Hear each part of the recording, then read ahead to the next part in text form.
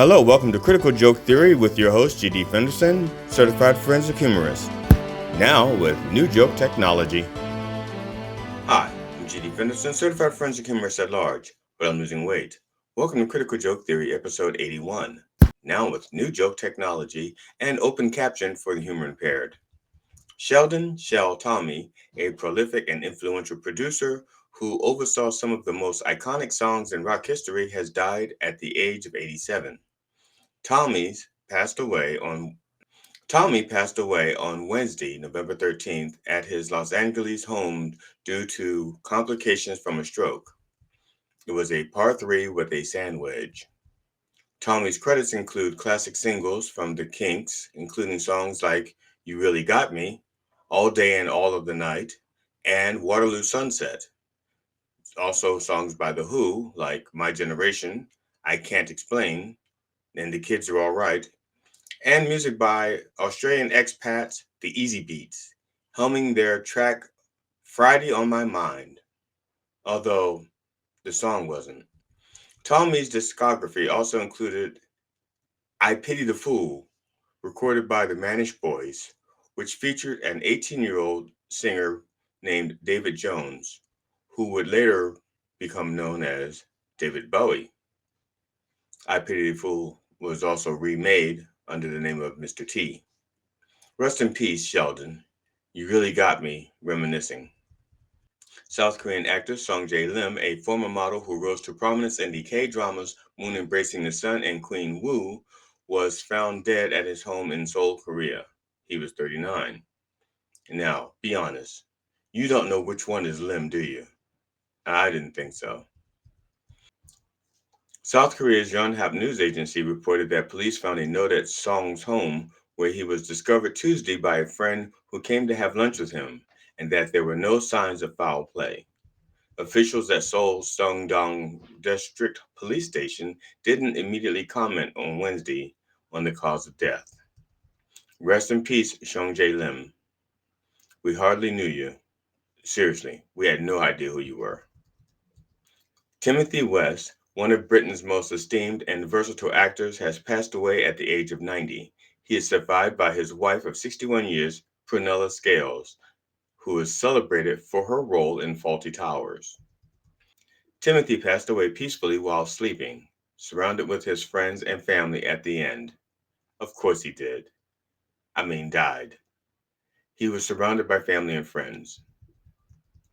He was renowned for his roles across stage and screen, including TV sitcoms Not Going Out and Bedtime, and dramas like Bleak House and Gentleman Jack, and appearances in soaps such as Coronation Street and EastEnders. Rest in peace, Timothy. It's your bedtime. Rest in peace, InfoWars. The satirical news site The Onion won the auction to acquire conspiracy theorist Alex Jones's InfoWars, which was sold off as part of a defamation settlement after he falsely called the Sandy Hook Elementary School massacre a hoax. No crisis actors were harmed during the auction. The Onion's bid was backed by the families of 8 victims of the school shooting and 1 first responder. It also will have an exclusive advertising deal with gun control group Everytown for Gun Safety. Everything from the platform studio equipment, online dietary supplement store, a Teradyne armored truck, its social media accounts, and even a Winnebago motorhome was up for sale to the highest bidder. Alex Jones' soul had already been sold in a previous transaction. The amount of the bid was not announced. The Onion is proud to acquire InfoWars, and we look forward to continuing its storied tradition of scaring the site's users with lies until they fork over their cold, hard cash, said The Onion CEO Ben Collins. Or Bitcoin. We will also accept Bitcoin. I can't out-onion the Onion. I don't know if these are tears of joy or if it's the Onion making me cry. The Federal Aviation Administration prohibited U.S. airlines from flying to Haiti for 30 days after gangs shot 3 planes, and the United Nations has also temporarily suspended flights to Port-au-Prince, limiting humanitarian aid and food coming into the country. Where will they get cats, dogs, and geese to eat now? Bullets hit a Spirit Airlines plane It was about to land in the capital Monday, injuring a flight attendant and forcing the airport to shut down. Photos and videos obtained by the Associated Press show bullet holes dotting the interior of the plane. On Tuesday, JetBlue and American Airlines announced that post flight inspections found that planes also had been shot Monday while departing Port au Prince. American suspended flights to the capital until February 12th. The shootings were part of a wave of violence that erupted as the country, plagued by gang violence, swore in its new prime minister after a politically tumultuous process. Haiti is on the brink of famine amidst the gang wars, but at least we didn't elect Trump, said almost everyone there. Hundreds of firefighters overcame adverse conditions to make substantial gains in controlling the Jennings Creek wildfire on the New York New Jersey border Wednesday, when two other brush fires ignited in the Manhattan Park.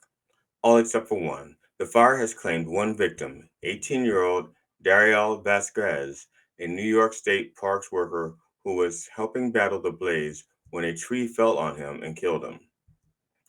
Tom Horman, Trump's pick to be the border czar, said, "One less minority that I have to deport." Ryan Borgwart, a husband and father of three who vanished at a Wisconsin lake this summer, may have faked his own death and fled to Eastern Europe, authorities said, and the sheriff is now urging the missing man to come forward. The campaign ads and political rallies have stopped. Quote, "Our most important thing for us is to know that you're safe." Quote, close quote. Green Lake County Sheriff Mark Pottle said in his message to Ryan Borgward, quote, "We can talk through all this, and we can work things out," close quote. Kinda. We still have the next 4 years to get through, though. There will be no ceasefire in Lebanon. Israel's new defense minister, Israel Katz. Sorry, wrong Israel Katz. This Israel Katz sees fire and hisses at it. This Israel Katz says there will be no ceasefire, countering claims from Israel's foreign minister, who a day prior said that progress had been made to end that fighting in Hezbollah. The confusing back and forth comes days after Prime Minister Benjamin Netanyahu named Israel Katz Minister of Defense, replacing Yoav Gallant, seen here either relieved that he doesn't have to do his job anymore or relieving himself after having swallowed Netanyahu's shit due to differences over how Israel has conducted its war against Hamas. On Tuesday, Katz, in a statement on X, said, quote, "In Lebanon, there will be no ceasefire and there will be no respite," close quote, "until Israel's war objectives have been met. And if we don't say what the objectives are, we can fight forever," taking off for Jewish holidays. The Supreme Court of Texas on Friday removed its temporary block on the execution of Robert Robertson, saying that Texas legislative subpoenas can't be used to halt death row inmates' scheduled executions. But the ruling came after Robertson's execution, which is scheduled for October 17th, was delayed so the state's highest civil court could settle a dispute over the separation of powers between the branches of state government. Friday's ruling did not wade into Robertson's guilt or innocence. However, in Friday's order, the court ruled that while the Texas House Committee rightfully raised a question of civil law, it overstepped and infringed on the other branches of government by attempting to delay the execution. This is a case where even the prosecutors do not want Robinson executed because they believe that the evidence against him was based on junk science. So Robinson is going to be executed based on junk science, and somehow Trump gets reelected based on junk justice. Speaking of junk justice, State Supreme Court Justice Juan Merchan granted a joint motion to delay the decision and other deadlines in the case until November 19th in the highly anticipated decision in Donald Trump's hush money case following his apparent election victory at the request of Trump's lawyers and the Manhattan District Attorney, raising new questions of whether Trump will ever be sentenced after being convicted in May. New questions for some, same old bullshit in the eyes of many more.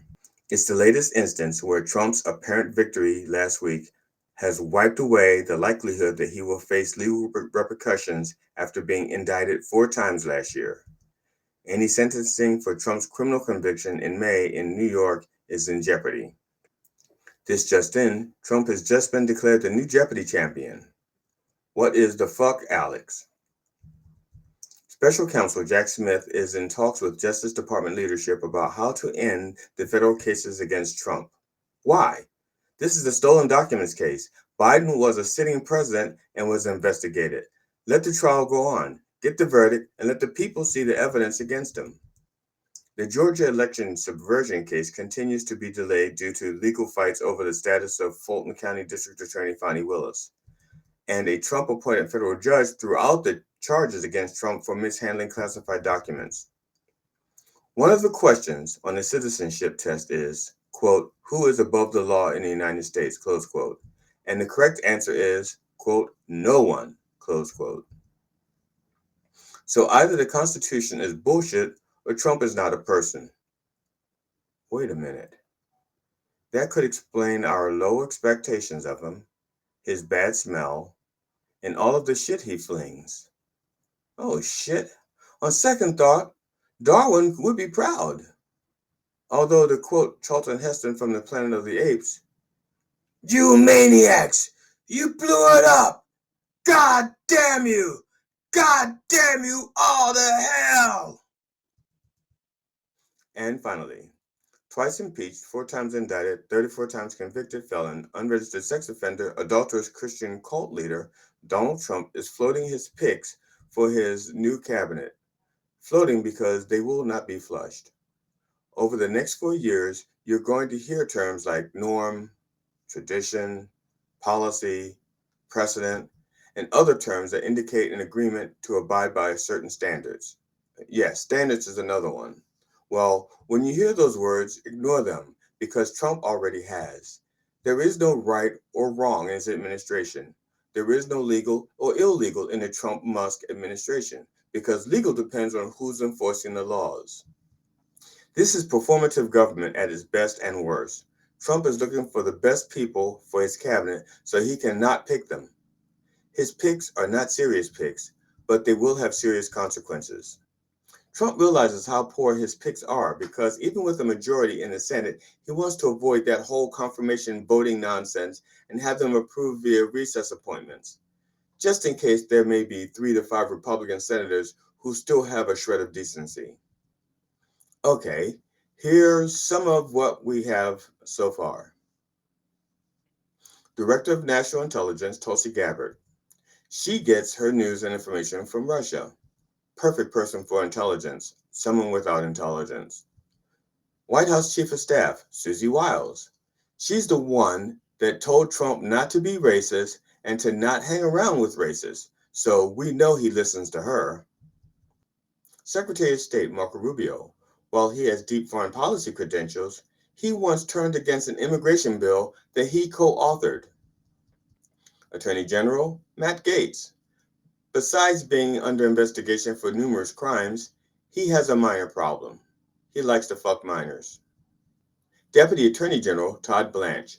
Todd Blanche is an attorney who led the legal team that defended Trump at his hush money criminal trial, which led to 34 convictions. Good choice. HHS Secretary Robert F. Kennedy Jr., former Brainworm host and current anti-vaxxer who believes that something in the water is turning the children gay.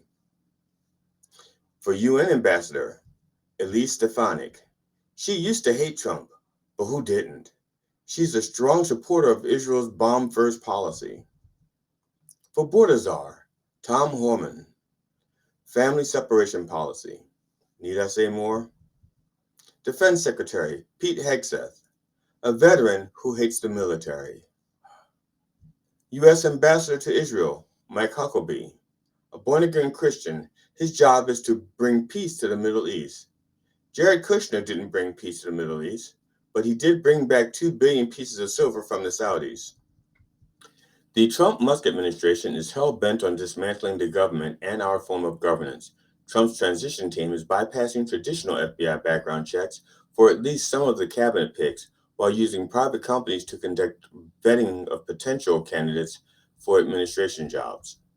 Critics say that intrusive background checks sometimes turn up embarrassing information used to inflict political damage. Political damage is beside the point. Criminals do not make desirable government employees. We can't chase every shiny tweet or X post that Trump puts out there, like wanting reparations for white people, wanting to sell Puerto Rico, or Putin was smart to invade Ukraine. We can't do it. Trump cannot run a business, but he can run a country into the ground. I'm GD Fenderson, certified forensic humorist, now with New Joke Technology. Thank you for watching Critical Joke Theory. If you enjoyed it, please like and share it. And please check out Dumb Way Past Funny on YouTube, Knob TV, and Spark TV. Also watch The Church of Last Resort streaming live on Sundays on YouTube at 9 a.m. Eastern. And please, be safe out there and don't feed the crazies. Critical Joke Theory with your host, GD Fenderson, certified forensic humorist. Now with New Joke Technology.